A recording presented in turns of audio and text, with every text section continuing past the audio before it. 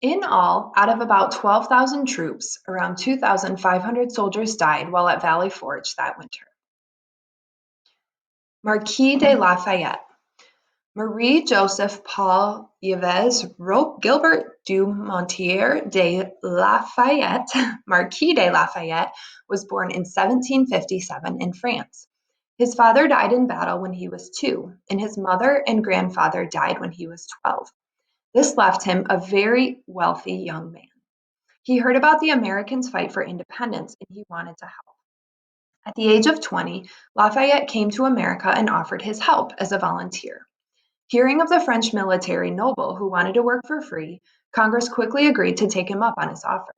He served as a major general under George Washington in the American Revolution. After being injured in at the Battle of Brandywine, he was still able to organize a retreat. He went to Valley Forge with Washington and his troops. He and George Washington became very good friends. Lafayette defended Washington when many in Congress felt that someone else should take over the Continental Army while they were at Valley Forge. He worked for free and used his own money to pay for supplies for the soldiers. Later, he would go back to France and convince the king to send more help. Baron von Steuben. At this point in time, the Continental Army had very little training. They were brave soldiers but had not yet learned much about organized warfare. Each division had experienced different trainings. However, this changed in February 1778. Friedrich Wilhelm Ludolf Bernhard Augustin Stube joined Washington at Valley Forge. The German was known as Baron von Steuben and had been in the Prussian army. He came with a letter of recommendation from Benjamin Franklin and also volunteered to work for free. When he came to Valley Forge, he was shocked at what he saw. Washington asked him to observe the army, take notes, and give advice on how they could improve. Baron von Steuben got right to work. Although he did not speak English, he did speak French, so Washington assigned Alexander Hamilton to translate for him.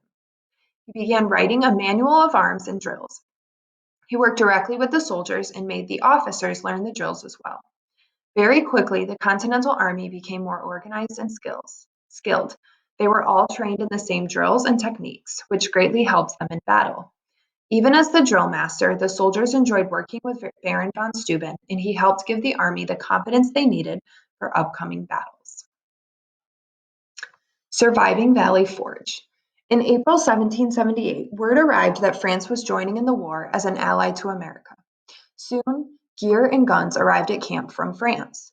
Once the British heard of France entering the war, they realized that Philadelphia was difficult to defend. They could easily be attacked or blockaded from the sea. They set to evacuate. Washington learned that the British would be moving, so he readied his army and waited. He heard that the British evacuated Philadelphia on June 18th, and he quickly followed behind them. His soldiers were armed with confidence and pride. They were ready to